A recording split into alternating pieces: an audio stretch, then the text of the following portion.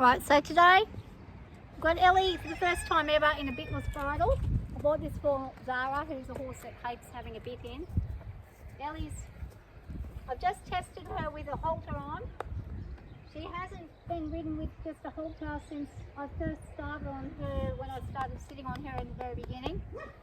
So she's had a little bit of trouble with her teeth coming through and just getting a little bit antsy with the bit. So I've decided to give her a turn on this guy, this halter, and it's actually quite a nice halter, nice fit, well padded, well made, and it's a good design. There's no brow across the front, so everything's behind the ear. Makes it a little bit more comfortable for the horse. And of course no bit inside, so we're going to give it a go and see what happens. Here we go. So she's acting a little bit antsy again. Now we're going to stand. I think good girl.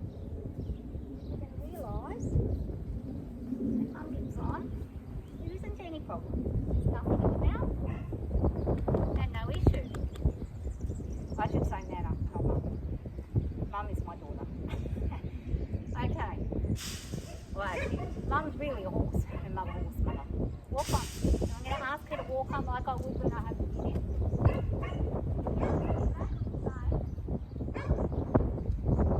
We just have to let her feel the pressure coming from the sides. Let her feel each side that we put pressure on. So she doesn't feel free. It is different to the bit. The pressure's coming higher up. It's not coming from the mouth now. So that's going to feel a little bit different. And she seems to be handling it quite well. Really nicely actually. Now let's try a fast turn. Whoop. And see here, there we go. We're having a bit of trouble adjusting there.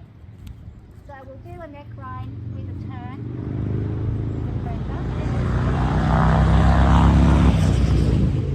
Motorbike's going fast, no problem. Now I'm going to do a couple of pulls. It might take a while, and well, she goes straight away. As soon as I say the word and, she stops. Walk on. There she goes. Now, we're not listening, we're kind of a little bit on this whole thing. So, as strange as this will feel for her, it's nicer, much kinder for her. The only problem I have is occasionally this top bit with my other horse will pinch.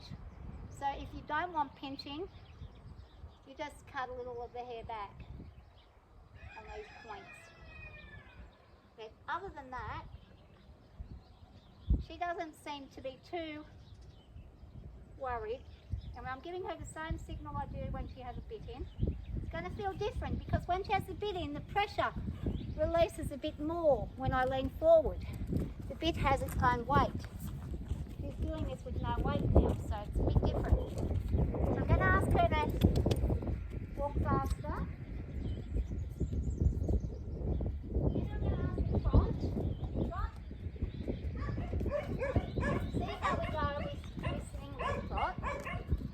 Very good.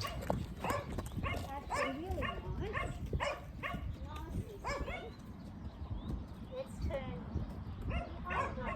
A little bit more force there. And to right. Straight to right. So I'm going to bring her right around. Keep the trot going. Change into a figure eight.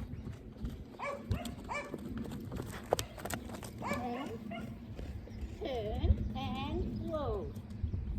So when asking her to whoa, and to whoa and drop. Drop. Remember what we learned yesterday? Drop. Drop. Then ask her to drop. And that's what? Yeah, whoa. No, we're not going there. And whoa. So she's a little bit, it's a bit confusing because she's used to being led in a halter, but she's not used to being ridden in one. This is essentially a halter. They're very well designed. So it's a little bit more, there's pressure points on it, which will help with giving her pressure to move off of. And see how we go with it. Whoop. Oh, back up. She's just gone straight into a fence there, so that didn't work very well. So it's a little bit of getting used to. And whoa. Whoa. So she will need to learn. I'm asking her to go forwards by moving my hand forwards. Put a neck line on this one. Lovely. And may need to use a little bit of pressure there. And we're going to turn off the neck line this way. And we're going to trot straight into a trot. Straight back into this time I'm going to try and turn before she goes into the gate and dives. And that's what I'm looking for. And she does tend to, this horse tends to get good. A little predictable. Points. Whoop. Whoop. And that's okay. Predictability is okay.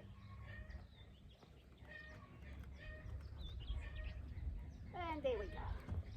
So it's a bit of a learning curve. Come on. Look on. Bit of a learning curve, but I'll show you how well this bridle is actually made. So pop your head up, Bubby. So we've got a nice thick brow band. It's very thick. And we have pressure points here on either side. We have a very thick padded under the chin. And up the top is thick padding. And the rest is pretty light and breezy. Now it won't go forwards because we have our underneath strap, which I'll just show you. So the strap underneath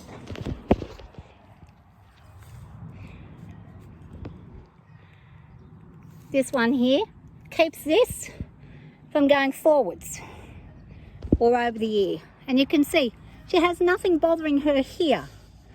So she's not going to be, that's not going to be pulling on her. It's all going to come from here. And you can clearly see it's rather padded very thickly. You've also got two lots of rings, so you've got a separate ring to the actual halter. You can use either or both rings if you want to. You can have reins on the inner ring and then have a lunge rein on the outer ring, or long reins on the outer ring if you want to do some long reining. But whatever you want to do, it's a very versatile bridle. It wasn't cheap. It was a couple of $100, probably $250, but exceptionally well made.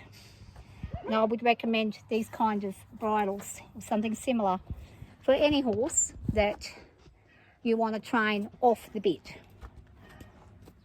So that's pretty much what we've been doing. Okay, and thank you.